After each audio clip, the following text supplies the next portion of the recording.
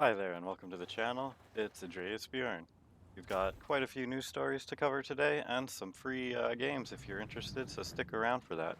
We're going to be covering Fortnite getting a performance update, GTA Online patch notes, we got Pokemon Sword and Shield getting a new raid event, we've got Destiny 2 patch notes, Animal Crossing 2 new seasonal events, we got Devil May Cry gets Virgil out, we have Listo Protocol being set in the Pubg universe, Resident Evil Village gets some new screenshots.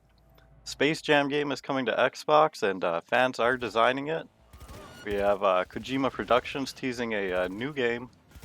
And we have some CD Projekt Red news as well. So let's get right into it. We'll start it off with Fortnite getting a performance mode. So it'll run better on older PCs.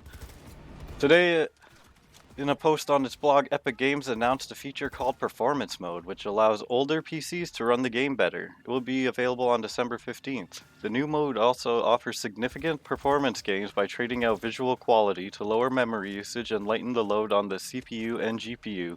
The company writes, meaning the game will look less good so it doesn't torch your hardware. Epic also bundled in a feature that allows players to remove high-resolution textures from the game's install, which should save a significant amount of hard drive space, which for those of us who love to have a million games installed and not play just one game is a great thing to be doing. Epic claims users running in the new mode will also see huge boost in frame rates on older machines as compared to the previous low performance settings. You'll be able to use performance mode in both Battle Royale and Creative. Alright, next on the docket, we have GTA Online patch notes. The Cayo Perico heist is here. The weekly GTA Online patch notes are in, and it's all about the Cayo Perico heist, the game's biggest update yet. It has 250 new radio stations being added. It has the heist itself, as well as it has a new vehicles, the Annihilator Stealth, RO86 Alcanos, the Pegasi Toreador, Vapid Winky, Perch 31 Patrol Boat, and the Shitsu Longfin. And we also have 3 new weapons coming with the update as well: the military rifle, the combat shotgun, and El Rubio special pistol. Since GTA Online players successfully stole over 1 trillion during the heist challenge, every player will get a free Dinka Vito Classic Go-Kart if they log on anytime between December 18th and December 20th. So be sure to log in and get your free Dinka Vito. I know I will be. Pokemon Sword and Shield's latest max raid event features a lot of fire and ice Pokemon. December is underway and a new max raid event is happening right now in Pokemon Sword and Shield. All month long, certain ice and fire type Pokemon will appear in max raid dens more frequently than usual across the wild area, Isles of Amor, and Crown Tundra, including the Giga Tamax forms of Lapras and Centiskorch.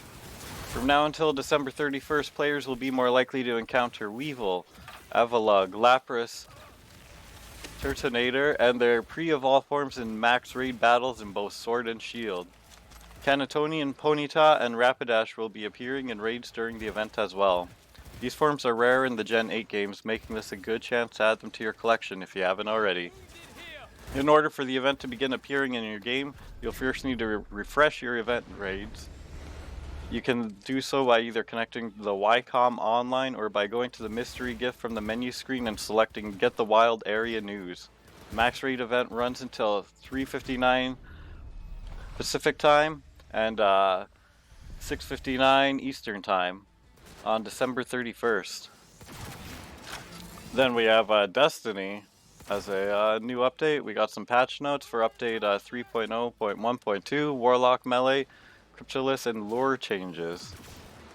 Bungie has released a new update for Destiny 2 that's available on all platforms. Hotfix 3.0.1.2 deals with a variety of nagging issues, but most notably it deals with 2 things: Warlock's Penumbral Blast melee ability and the Season of the Hunt's Cryptolith lure item.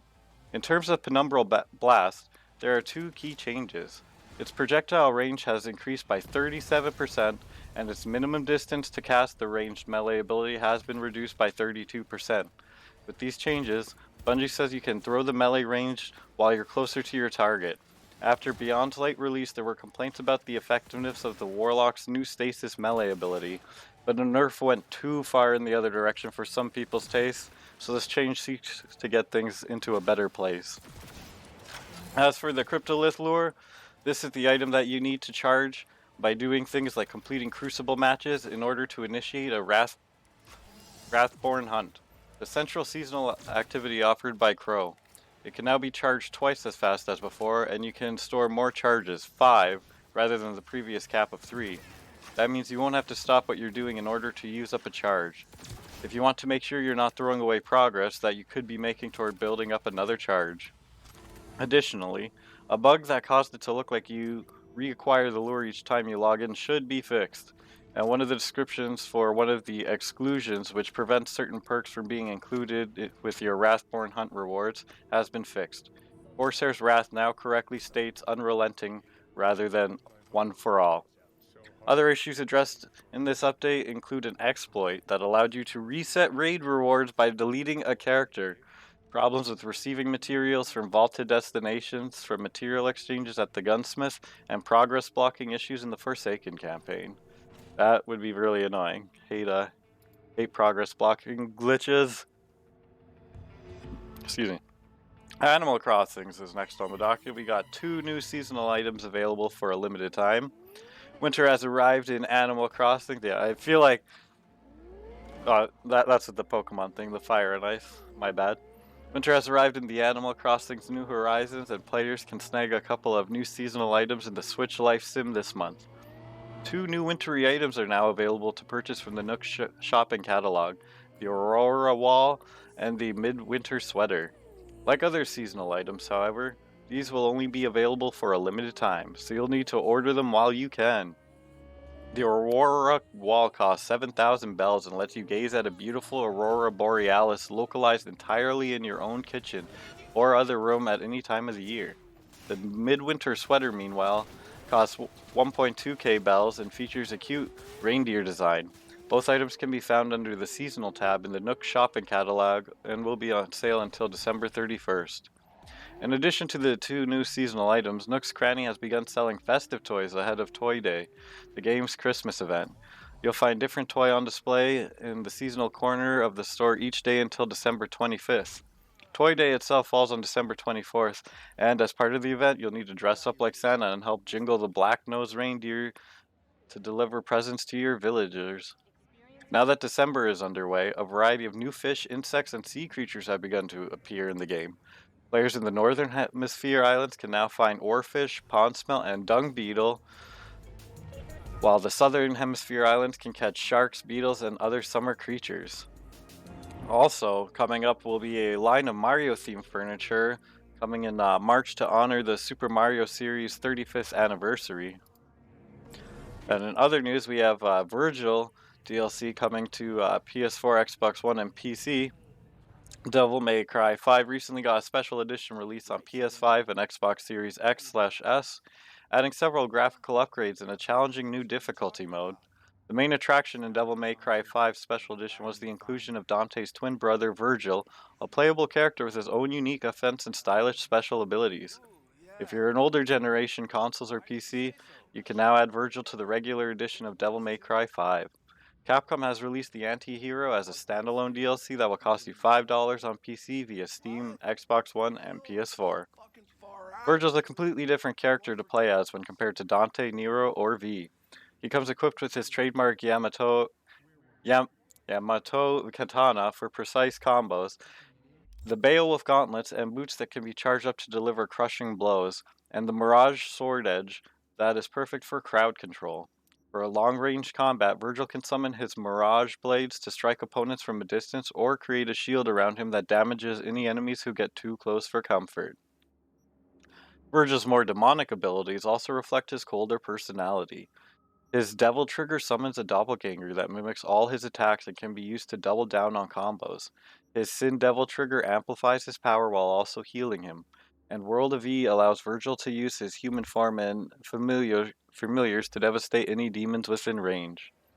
Devil May Cry 5 Special Edition is still well worth looking at if you're on the market for an improved version of an already thrilling action game.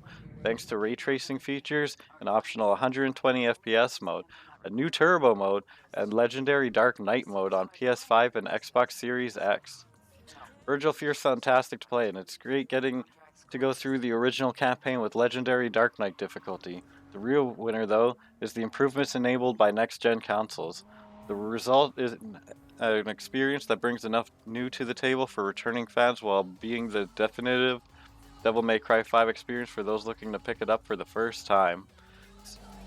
Says Jean-Luc Seipke. Sorry if I got your name wrong there. The next we have, I don't know how I feel about this, but Listo Protocol. I'm really looking forward to this game, but it's set in the Pubg universe, which I am not interested in whatsoever. But we'll see how it goes. You never know. Schofield said that the Callisto Protocol is in fact set in the Pubg universe, but 300 years after the events of Pubg. The funny thing is, I came in with the story when I went and met with the Pubg people for the first time and started talking about the Callisto Protocol and building a studio, Schofield said. I presented this game to them, and so what we did was we made it fit within the Pubg storyline. From what I hear, it's hard to be creative and talk nicely about it, but from what I hear, Dead Space was one of the scarier games of its generation, and I want to do the same on next gen, or what's considered now the current gen, he said. We're trying to make you feel like you're in this world, even though it's you escaping from this prison and you've got to survive these unthinkable horrors. Yeah, that sounds great for me. And it's prison on like one of Jupiter's moons, so it's got like the sci-fi elements and all that. It's looking fantastic. PUBG still has a healthy player base, but as Steam charts indicates, it's no longer anywhere near the million-plus numbers it used to put up. The Callisto Protocol itself, though, I feel like any meaningful callbacks to the source material would be nothing but a distraction. What can I get for you? Something hot, cold, coffee. Alright, next on the docket we have Resident Evil Village new developer updates, 3 new screenshots. Pass on the coffee. Peter Fabiano, producer on Resident Evil Village, told IGN, "We're really excited for fans to experience Resident Evil Village when it comes out in 2021. We feel it's an accumulation of all the best elements of the Resident Evil games from the past 25 years, with everything fans love about action-infused survival horror plus new surprises. Of course, there are plenty of puzzles to solve and mysteries to unfold. We hope fans will enjoy exploring the desolate, snowy village in which Resident Evil Village takes place, where enemies new to the franchise are waiting for them. Players will once again take control of Ethan Winters, experiencing more of the story set in motion in Resident Evil 7 Biohazard. New technologies are allowing us to immerse players in the game in ways we couldn't achieve before, and what we hope to be the most pulse-pounding Resident Evil game to date." Yeah, so here's hoping. I love Resident Evil, and I'm gonna put up on the screen quick. We got the screenshots here. I'm not going crazy over the screenshots, just screenshots. We got the werewolves, which we've already seen. We've seen this from a trailer before. This guy seems new. I don't know what to think about him. He looks a little goofy, I think. But I don't know. We'll see. They've done good in recent years. For years, nobody touches this place, and now this? Where's 6th Street when you need them?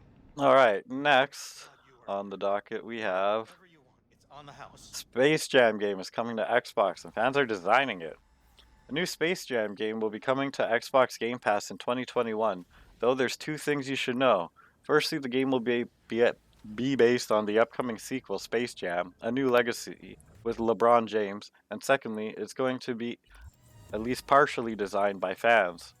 Microsoft has announced the game and its associated competition in collaboration with next year's Space Jam sequel. It says the game will be an arcade-style video game, with games based on 2 of the competition's winning ideas to be brought to life. The competition gives entrants a number of pre-made concept screens based on combinations of genres like action, adventure, sim strategy, shooter, and more, then asks for an in-depth description of how the game would play.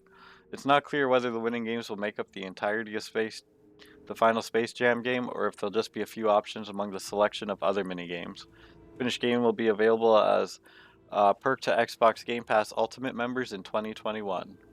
That's kind of cool. They're giving a little competition, and You can enter and have your game, the little game, be a mini game in the Space Jam game there. All right, next we have Kojima Productions teasing a new announcement for his 5-year anniversary. Kojima Productions is celebrating its 5-year anniversary on December 16th to celebrate. Hideo Kojima's own studio is teasing some special announcements on the horizon. There have been many rumors regarding what Kojima-san will be doing next, from Death Stranding DLC to a newly found ownership of Silent Hill to continue on his horror legacy. Speculation about the next step for his studio has been high. In a recent Twitter post, Kojima Productions outlines when fans can tune in as it delivers some exciting updates you won't want to miss. While Kojima himself hasn't hinted at what could possibly be revealed, it will be interesting to see what he has up his sleeve, especially since he's known for his surprise factor. Kojima has mentioned in the past that he would like to return to horror in a big way, so it's likely that whatever is next will be within that realm. New Death Stranding DLC, a new game, something as simple as new merch, we don't know, but we'll be learning soon enough because the reveals are slated for midnight on December 16th, so I think that's tomorrow. Yeah, so we'll be finding out tomorrow. Alright, next up we got CD Projekt addresses why it didn't delay Cyberpunk 2077 again. I thought that this was the corporate guys trying to just throw it out the door, for Christmas, and the executives have taken the blame for the early launch, but it turns out that that may not be the whole story. CD Projekt has said that it didn't feel any unusual external or internal pressure to launch Cyberpunk 2077 on December 10th, and explained that the decision not to delay the game was at least in part because it definitely did not spend enough time looking at compromised last-gen versions. The company also explains that in theory it could have released the game on PC only. Papers from the room upstairs. Wait, is that? In fact, Nowakowski seems to imply that the company simply didn't realize how broken some versions of the game were. It is more about us looking, as was previously stated, at the PC and next-gen performance rather than current-gen. We definitely did not spend enough time looking at that. As part of the same line of questioning, the board was asked how the game passed certification on Xbox and PlayStation, which appears to come down to trust from the console companies.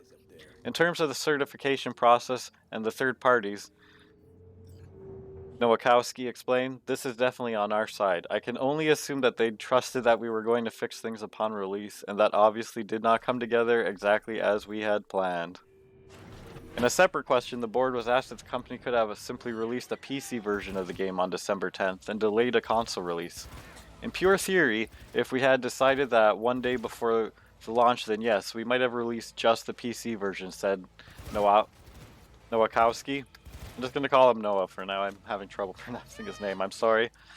Noah went on to make clear that it would have been impossible to release the next-gen only version alongside PC. Next-gen consoles get a completely different version of the game, so it's not like we could have decided at any point recently to flip the switch, so to say, and change the old-gen version to the next-gen version and release only on next-gens. As you have noticed, there is no native next-gen release. The game runs on next-gens and takes advantages of how the next-gens are performing, but it's not like we had a next-gen version in our hands and decided to keep it on the shelf. CD Projekt yesterday formally apologized for the below-par version of the game released on PS4 and Xbox One and informed customers that they could apply for refunds. So if you having performance issues, you're on PS4 or Xbox One, apply for a refund, and there's a good chance that you'll get it because CDPR knows what's up and they feel bad. They're taking ownership. And we have more Cyberpunk news. Oh, this is the refunds. It's going on more about the refunds. Here we go. The developers promised that a host of fixes are coming to fix the performance problems, starting with another round of updates that will be released in the next 7 days. In January and February, CD Projekt Red plans on releasing a pair of large patches that says should fix the most prominent problems gamers are facing on last-gen consoles. However, it cautions that they won't make the game on last-gen look like it's running on a high-spec PC or next-gen console, but it will be closer to that experience than it is now. It says the PC version of the game will also be receiving regular updates and fixes. There's also an upgraded next-gen console version of the game on the way, though there's no word on when exactly it's arriving. Although fixes are on the way, the developer says that players are free to request refunds if they don't want to wait. Digital purchases can be returned via Sony and Microsoft respective refund systems, and it says some players should attempt to return box versions of the game to where they bought it. It has set up a dedicated email address for players to contact over the next week if they have trouble returning their copies. So if you have trouble returning your copy, they already have an email solely for returns, and they're going to help you get your money back, while they also work on patching the game and bringing it up to the state it should be. Because that, we're watching me play some PC gameplay here. I stream on Twitch if you're interested, and it's running pretty nicely. Okay, Cyberpunk 2077 multiplayer and DLC will be discussed early next year. As first picked up on by Reddit earlier this morning on December 15th, Kaczynski and other CD Projekt leads held an emergency meeting to address the launch of Cyberpunk 2077 on PS4 and Xbox One, which the company apologized for earlier this week. When asked about what might happen with the game's planned DLC and multiplayer component, Kaczynski said that it's too early to judge, but added that it's ahead of us, so we don't know yet. We are now focused on improving Cyberpunk, and we will discuss it early next year.